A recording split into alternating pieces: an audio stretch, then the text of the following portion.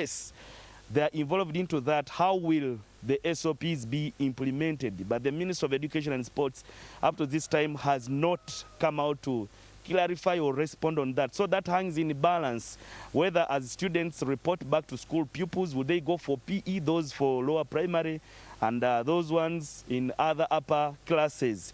But well, of course, this is a beautiful morning. I want to speak to the school head, the head teacher for St. Teresa Primary School, Madam Kagoda Sara, to just make us understand on some of the preparations they are undertaking in as far as receiving students back on 10th next week is concerned. Good morning and welcome to NTV. Good morning, sir. Let me hold for you. Now, how prepared are you as a school for reopening come 10th next week? Thank you. As St. Teresa's Primary School in Tebe, we are very, very prepared. The teachers have already come. We are already preparing to receive the learners. As the cleaning is concerned, we have done some commendable job, and we expect our learners next week on Monday. Even our parents have really been so cooperative because they have kept on coming here to check on us to see how prepared we are, and sincerely, we are very, very prepared. You are one of the government-aided schools. Have you received the grants that government gave in to help you in preparing for the reopening? We received the capitation grant, and as I speak now, we have already gone through making the bills of quantities to see how we are going to spend that money. The engineer in Tebe Municipal Council, the municipal education officer, and the senior assistant town clerk moved to all schools trying to find out what type of repairs we need.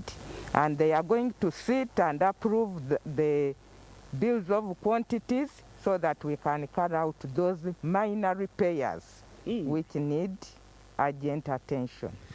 It is only just, let me say, 3 days now left to reopening of the schools. The information I have is that that money was sent to your accounts, but you have not been told to use it, pending some maybe inquiries and some other checks that the municipal and other stakeholders are doing. Do you think there is enough time for you to do that, since we are going for 2 days, let me say, like we said, 4 days or 3?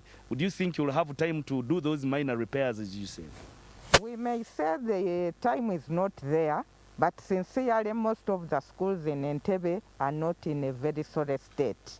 The repairs will go on even as the learners come. For example, here, mainly what we need is the replacement of broken glasses, which are not even very many. Some people have a problem of slashing, but we have service providers who can even do that before the children come. Then we shall settle the bills after. We know very well that some schools are grappling with the challenge. Some of their teachers have already got some other works to do out there. Are you in any way as a school affected partly in the lockdown that you are just coming out of? At St. Teresa's Primary School, we have 13 teachers who are government aided. And by yesterday, all of the 12 teachers had reported. The only teacher who hasn't reported was involved in an accident last year around June, and is still going, is receiving treatment. Yeah. The Minister of Education and Sports did not clarify on the matter that was earlier raised when you are into a meeting, and he said there is no information on whether you will have co-curricular activities for the lower primary and even the upper classes, whether these children will go for PE, will they be involved in football, will in athletics. How are you going to handle this as a school? How are you prepared to undertake this? I think as a school, we don't only go to the classroom to teach, we also study situations. Currently, as I speak now, we are not very safe. So when these children come, we shall still try to protect them. And when we study the situation and we see that it is safe, then we can go on increasing on how the other activities like co-curricular activities. So can we say in the meantime you are not going to have any PE, any football, any athletics in the school? If it's there, then it would be so controlled, especially for the lower kids, because for them it's really very hard to control them, but we shall try to observe the SOPs. Are you part of the schools that have hiked the fees in as far as how we know, operational costs are concerned? Are you part of those schools that have put up the fees paying? St. Teresa's Primary School is a government-aided school under the UPE program. Basically, what our parents pay here, they pay for meals, and we have not changed.